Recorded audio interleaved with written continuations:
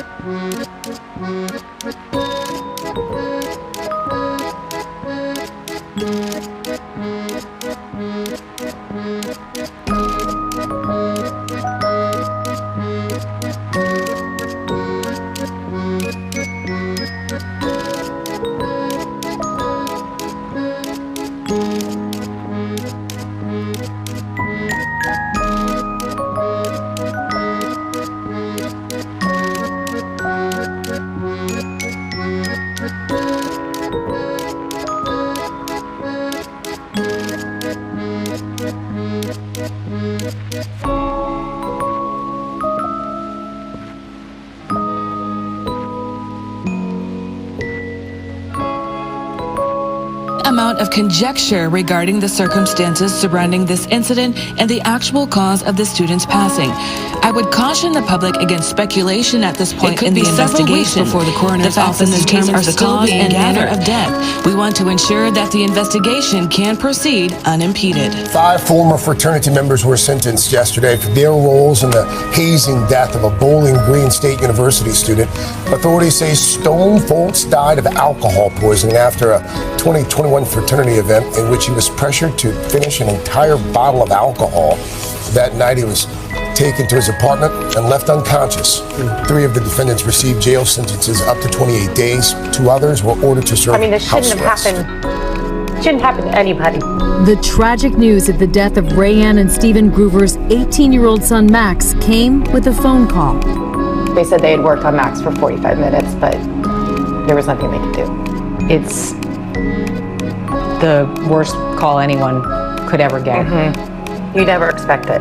Going to go to the family of a University of Missouri student who suffered a devastating brain injury after allegedly being pressured to drink a bottle of vodka during a fraternity pledge party. In the horrifying case of Tim Piazza, the student who died after an alleged hazing ritual at a Penn State fraternity house. His quote-unquote friends dropped him off at the hospital later that night where he's still in the ICU, and today the police said, shockingly, they haven't made any arrests.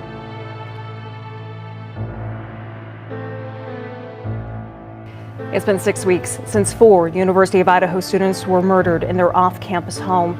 6 weeks in, KREM 2 is still pushing for information from investigators of the Moscow homicides. KREM 2's Shannon Mowdy sat down one-on-one with the police chief to find out where the investigation stands today. And what can you tell us tonight, Shannon? Moscow police are still gathering those tips and waiting on lab results tonight, and they are urging anyone who may know anything to come forward, submit a tip, because you may hold the key to solving this case. Still, no identified suspect in the quadruple homicide on King Road, though they believe someone knows the missing piece of this picture. Is the lack of answers that we have right now. I mean, there's still so many questions. We don't have a criminal here. We don't have a suspect. We don't have a murder weapon. All we really have is the crime scene, and that's really what it's going to take. Law enforcement has to be going over that crime scene with a fine-tooth comb, really, without any witnesses, without anybody coming forward. I really need to be going through that crime scene to try to get any information they can to help identify the suspect. Callahan, why are they expanding this search area? What can they find after 10 days, after the elements, the rain and cold weather? Well, hopefully they'll find a murder weapon. We know it was a knife that was used.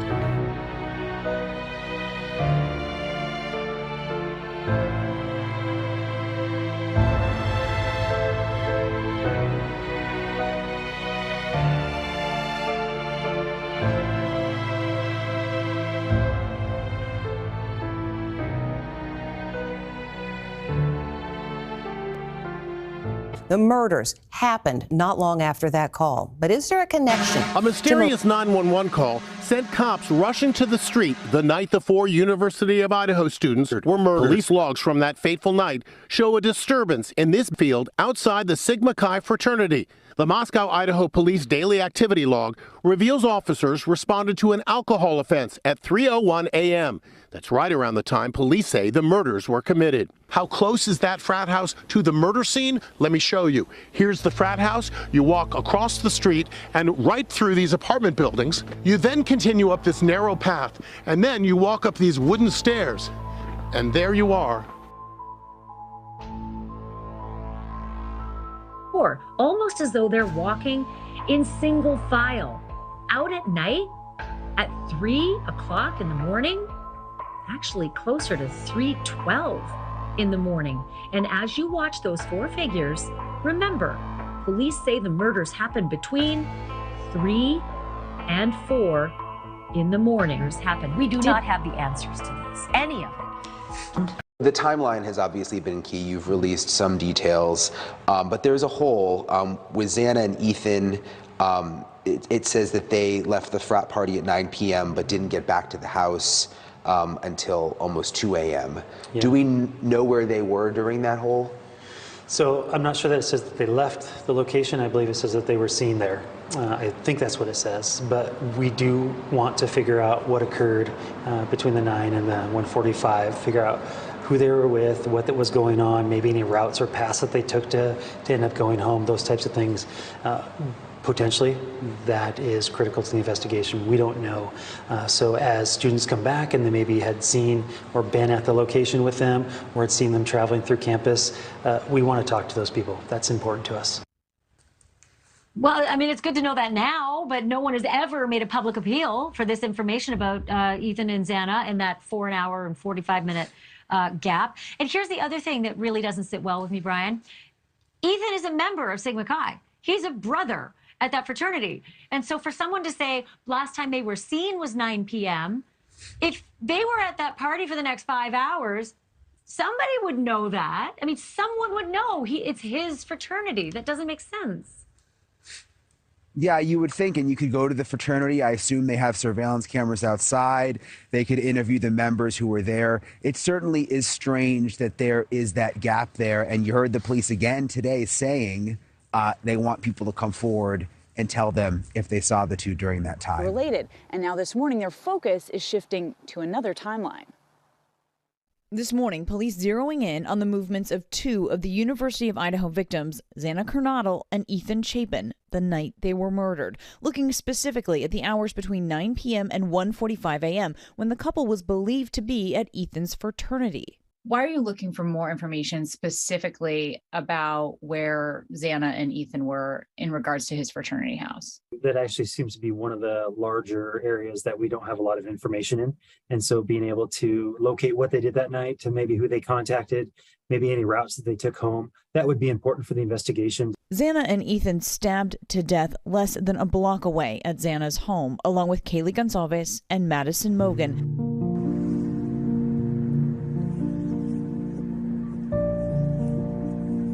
It's been me and the families pushing that agenda, and that's been really difficult. You found the video of your sister and her roommate at the food truck? I was tipped off to that video on Sunday. And when you gave it to the police, you didn't like how they handled it? I won't necessarily say that. I will say I think that they're probably processing a lot of information, and they, basically just said, thank you. Ethan was obviously in our house. Xana was a good friend before, Ethan even came up. But that's all I really want to talk about right now because I actually have class here in like 15 minutes. Sigma Chi President Reed Offson says the fraternity is cooperating with the investigation. The fraternity is about half a block from the house where the murders happened. Does anyone know where they were during that timeline? Like there's still this big chunk where... As of right now, we've told Moscow PD, Idaho State Police, and the FBI all we know. We're kind of leaving it up to them to piece it together. Obviously, we don't have the utilities or resources to do it on our own, so we're just putting full faith in the officers and in the detectives doing it. But that's all I really know right now. Are there any cameras around? Not on the property. Not on the property. He's said Xana was a friend and Ethan was is a member of the house? Or? Okay, got it. And what was your name again? Reed. Reed what? Ofstun. How do you spell that? OFSTHUN. Okay. And are you an officer here at the... I'm the president. The president of the frat house. Yeah. So I gotta head to class. Thank you guys for coming. Have a good rest of the day here. And if you drove, you'd have to go down this road, which kind of winds around. But if you walk, which is what the kids here do, you can see right here, there's this little walkway that cuts down the embankment and goes all the way down to the main drag, so you don't have to zigzag around on the road. You cut right across. The frat house is right over there on the other side of that hill. So it's a very, very short walk. It's very easy to get to. And you mentioned it, there's that gap in the timeline. Police today acknowledging that they're still trying to get information about what was going on during that gap. How important is the behavior of the dog in your investigation? We don't believe that there was any appearance of forced entry into the home. And as well, at this time, we have not determined if the dog was inside the residence during the murders or not. What we do know is that the dog was inside when officers arrived. The dog did not appear to have any evidence on it.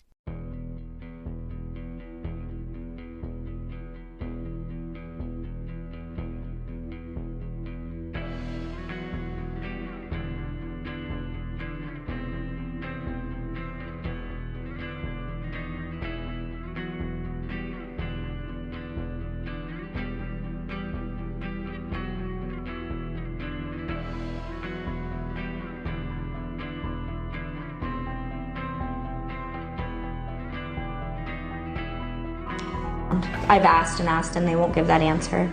So. Ethan's and the dog going to the Humane Society. Yeah, we do know that he wound up going there, but just where he was found in the home. But I mean, could he have had blood on him? That's the question. We don't know. We'll never know. Could he have jumped on that them chain's and been broke. scratched them? And because he was a jumper, could that person have hair on it? I mean, leaving coyote carcasses on their doorstep. For the second time in 3 weeks, students at University of Idaho were left with an unsettling discovery. Dead coyotes were left at the doors of several sororities and fraternities, including here at Pi Kappa Phi. We're really, unsure why that was happening, but we got rid of it. Moscow police say on January 20th, a student left a coyote carcass at a sorority as part of a drunken dare. It's still unclear if this incident is related. We don't have enough information right now as to who actually committed it, so we don't know if it's a continuation of the prank or someone else doing something. The president of this fraternity says these coyote killings were pretty gruesome. The coyote's body was mangled, and he says the sorority across the street got it even worse. He says at Pi Beta Phi, there was more blood on the doorstep, even smeared on a window. Police say it appears the coyotes were shot, which is not illegal in Idaho. In the state of Idaho, all you need is a hunting license. You don't need a tag or anything like that, and you can hunt on public land. Now, students left baffled as to who could be responsible. It was just really, interesting because I thought it was just a one-time thing that happened a couple weeks ago with someone, but now that it happened a couple times, I definitely think it was something unusual. Police say placing these carcasses is a misdemeanor crime punishable by a $100 fine. We do have a person of interest. We're still interviewing our first suspect to see if he has any connection to these other four. Now people who live at this fraternity want whoever is doing this to know they aren't amused. It might just be someone thinks it's a funny prank, but it is quite a serious thing.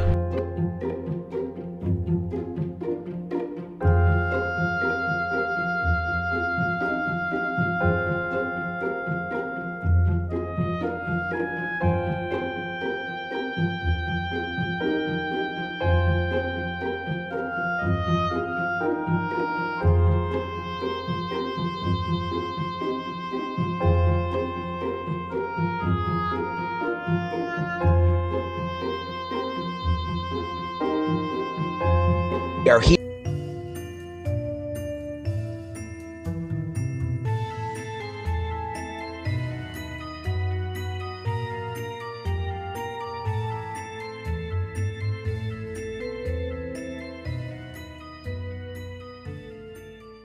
Officers can figure out who lives here, and then honestly, it's a lot worse for them if they don't come to the door. Pretty frequently. Like, if they, campus will, if students get in trouble, they will,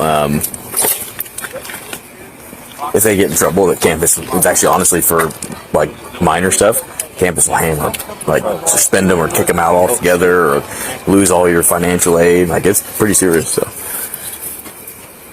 they've had several kids like get super hammered and fall off balconies over the years and stuff and die. So they take it pretty serious. There were all these injuries that were dubbed the falling injuries in the Palouse area. That's right, folks. That's our WSU, University of Idaho area. Falling from a window after being on a bunk bed is this one young lady's story, and they actually attempted to sue the university and a bunch of John Does and a bunch of the administrative levels of the fraternity that they considered responsible for their daughter's injuries. Their daughter, who could no longer speak, was relearning how to walk after falling 3 stories from a bunk bed that, I shit you not, is described as the middle bunk of a 3-tiered bunk bed that the court documents say abutted and nearly spanned an open exterior window.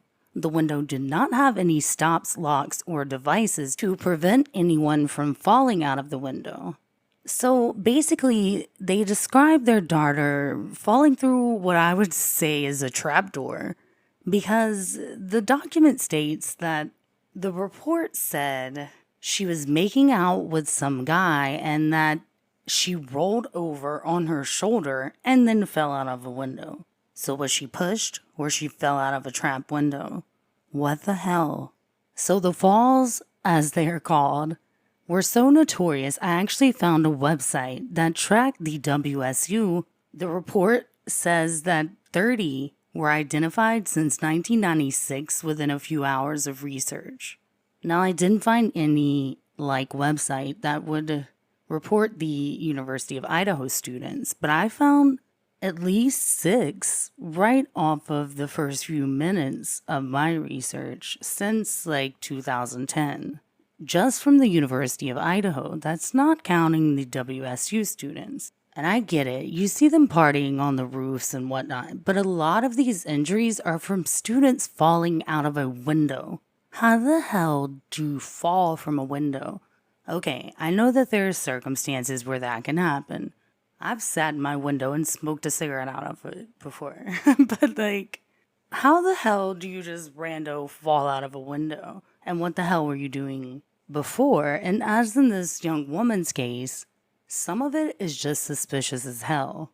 So on top of the unconscious person incidences that have been reported from WSU lately, we have this suspicious incident recorded in the Moscow PD log the same night that the girls were at the grub truck and at the corner club, and we magically don't hear about what the hell went on when they went to the party that allegedly was part of Kaylee's reason for being there, as well as allegedly to show off her new Range Rover, but then ends up at the corner club and going home with a private party after some confusion about what exactly they were going to report for who took Kaylee and Maddie home.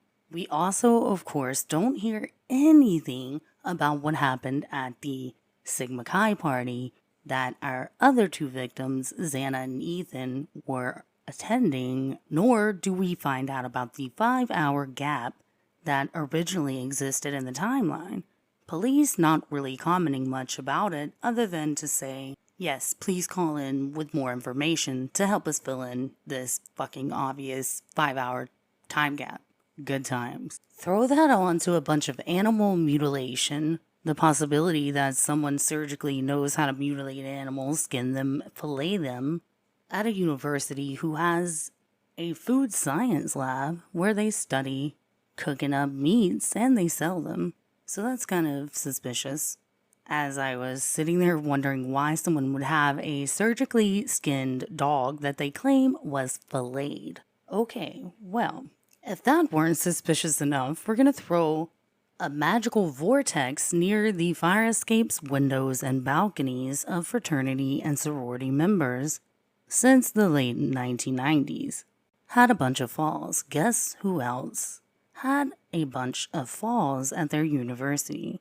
Little old Penn State. There's been a few falling incidents from fraternities please italicize my falling word here, falling, quote unquote, incidents in Pennsylvania state universities and some other fraternity incidents in that area.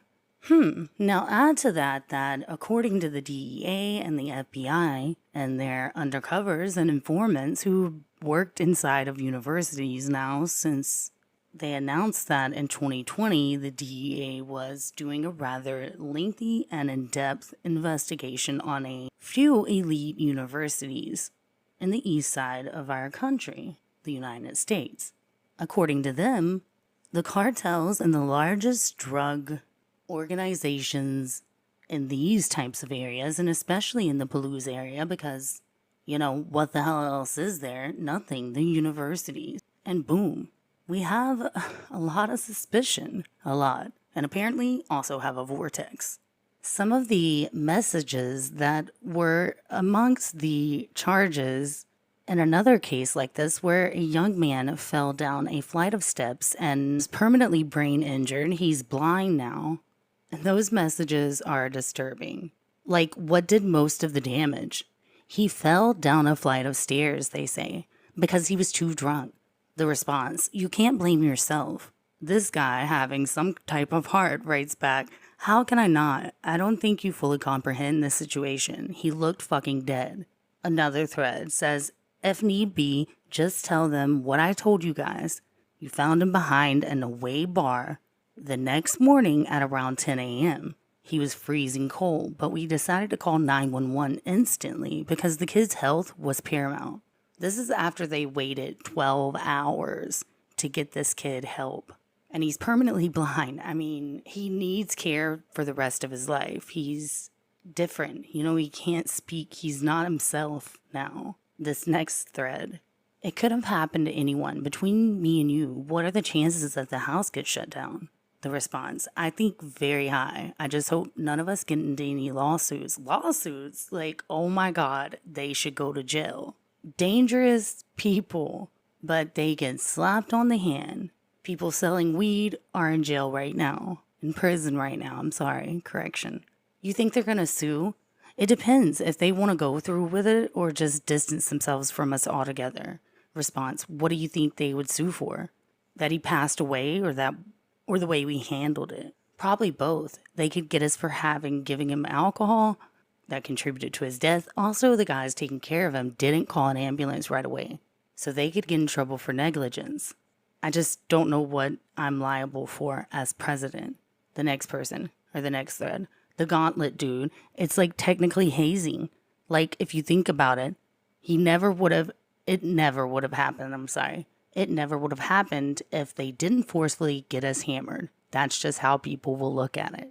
So this was an instance where allegedly this kid fell down the stairs. And I'm not going to play it, but the video is out there. It's pretty terrible the way they handled it. They let him fall off the couch onto his head. Then they pick him up, drag him to the hallway, drop him on his head. Then they wait 12 more hours. Then we have the University of Idaho student who wandered away and froze to death after he stopped at 2 local homes trying to get help, which didn't work out, and he takes shelter under a bridge, goes to sleep, and freezes to death. And that's not all for the Palouse area. That's not the only fraternity. There's also a police fraternity. Remember that part where Blaker says, I'm a part of a different group, or whatever he said. A different gang. America's biggest street gang, guys. Boom. Here to save y'all. Dirty dirt.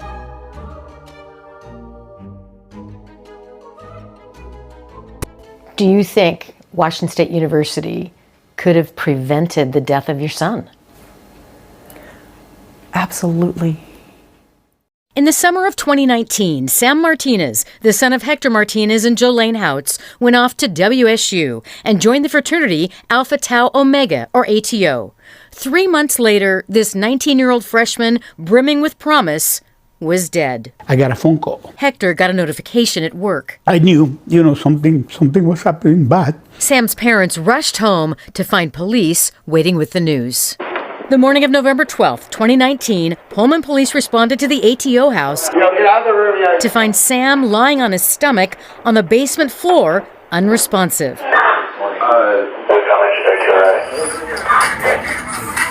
The night before, ATO held its annual party where new members find out the identity of their big brother. Sam shot this video hours before his death. You can hear an upperclassman encouraging a freshman to down a shot.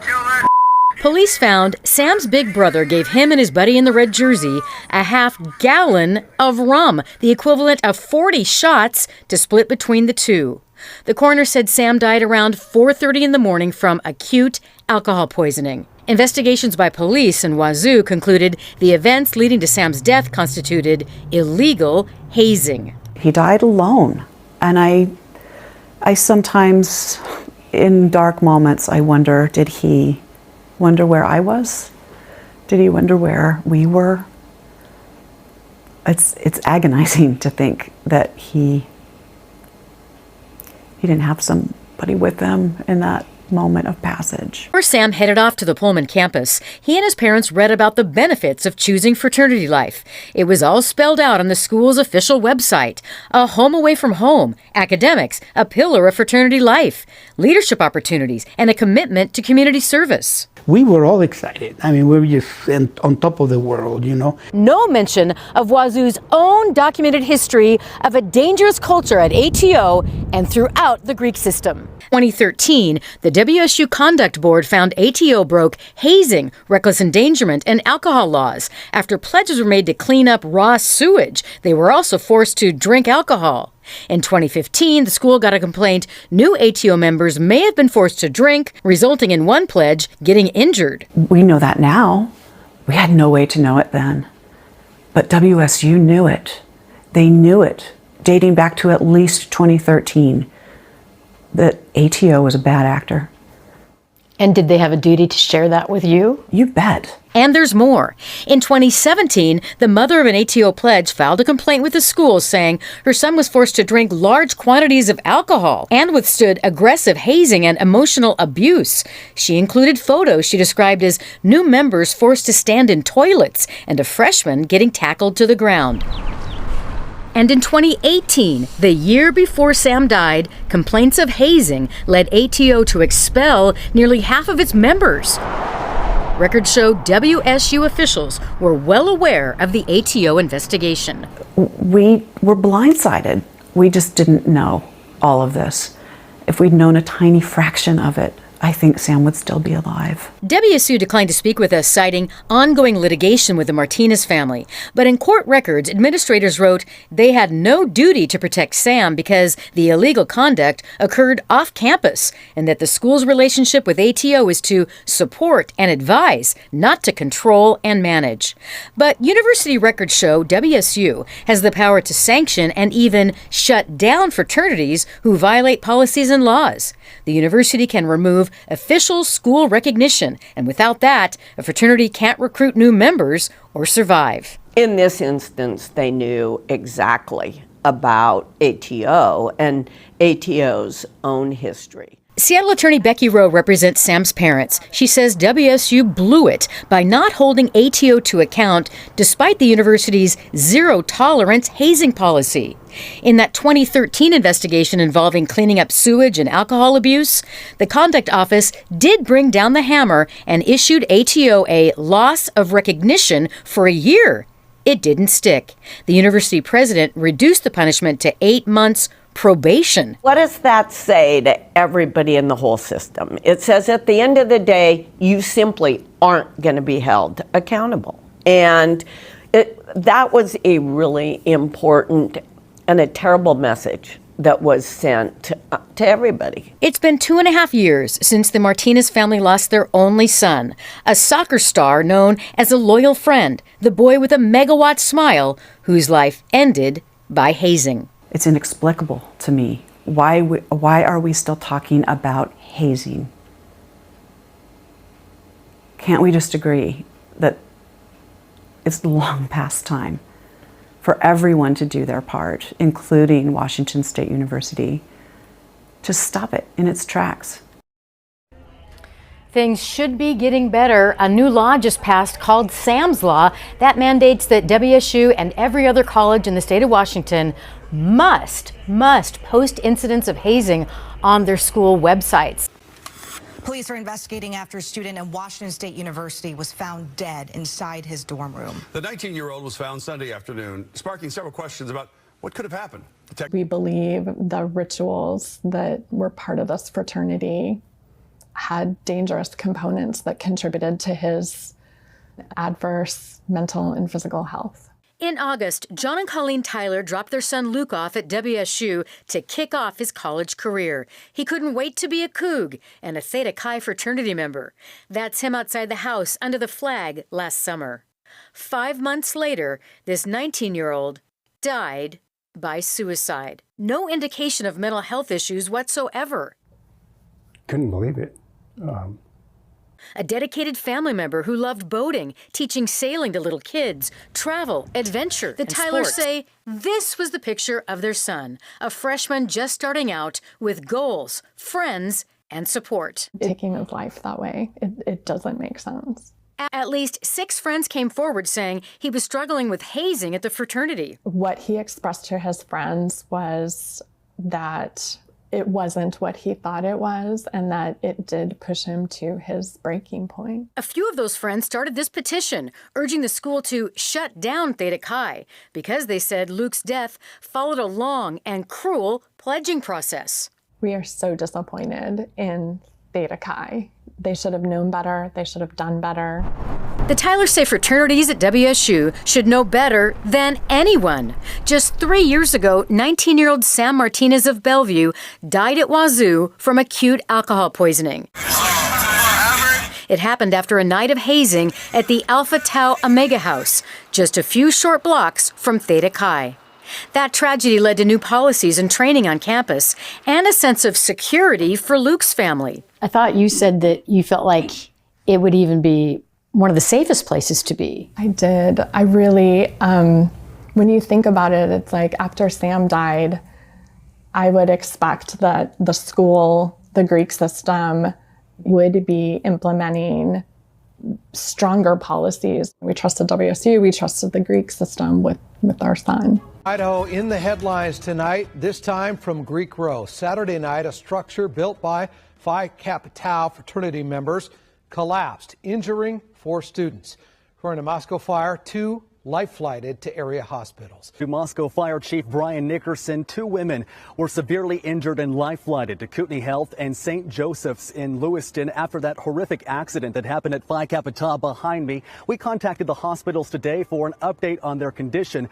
Yeah, there was definitely a lot of screams, like, right as it went down. Just people, like, it was, like, I don't know about the people underneath, but, like, people around just, like, screamed because it started coming down. They just got scared. Nate Rice, a second year at the University of Idaho, was at Phi Kappa Tau when the structure built out of logs collapsed. We just heard, like, a loud cracking noise, and next thing you know, we look over and the whole loft that they had built was falling down on top of people, and there was people on top of it. And Rice said fraternity members immediately rushed to where the incident happened and called 911. Ambulance crews responded and took 4 to Gritman Medical Center in Moscow.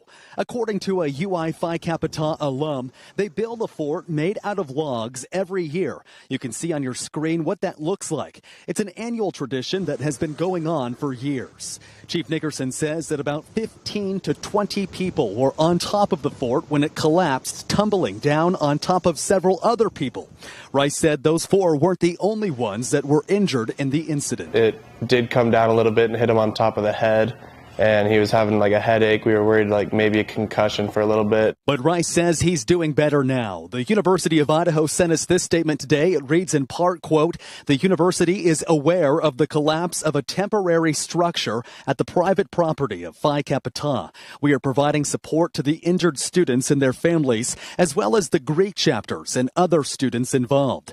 After Saturday's collapse, Rice hopes that Phi Kappa Tau will discontinue building the fort. I don't think that'd be a good idea at all to keep doing, especially after what happened. Like, it seemed like maybe a good idea, and it's been okay in the past, but after something like that, I don't think it would be good at all to continue it. And it's unclear if the Idaho Fraternity Council will be taking any measures against Phi Kappa Tau. I did reach out to the Moscow Police Captain Mark Brantle today, and he said at this point they're not pressing charges against the fraternity.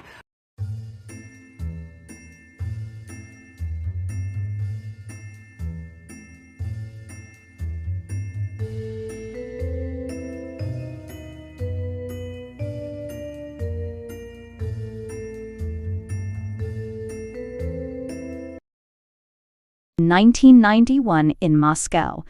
Sharon Andrew Akavan, a 21-year-old student of Israeli-Iranian descent, was found hanged from a tree with his hands tied behind his back. The local police put forth an explanation, suggesting that Akavan managed to tie his own hands and commit suicide. This theory was supported by a note allegedly found in his residence, which detailed the division of his belongings among friends. However, the circumstances of Akavan's death led to questions about the police's version of events. The details surrounding his death raised suspicions of a potential act of lynching. And grief after the King Road murders may be giving way to something better. I have a case in point to make. Sigma Chi fraternity, that's Ethan Chapin's fraternity at the University of Idaho. Ethan's brothers are taking care to embrace his memory and look out for his triplet siblings, Hunter and Maisie. On Sunday night, that fraternity named Ethan's sister Maisie, right there in the middle, their official sweetheart of Sigma Chi. You can see Ethan's brother Hunter. He's like right behind her to the left with his arm up and around a friend. He's standing there behind his sister. He's also a Sigma Chi member. Those brothers then serenaded Maisie with their famous song, Sweetheart of Sigma Chi, and they each presented her with a rose. The song and the ceremony are actually world famous, recorded dozens of times, and actually made it into 2 movies as well. Becoming a Sigma Chi sweetheart is a pretty big deal.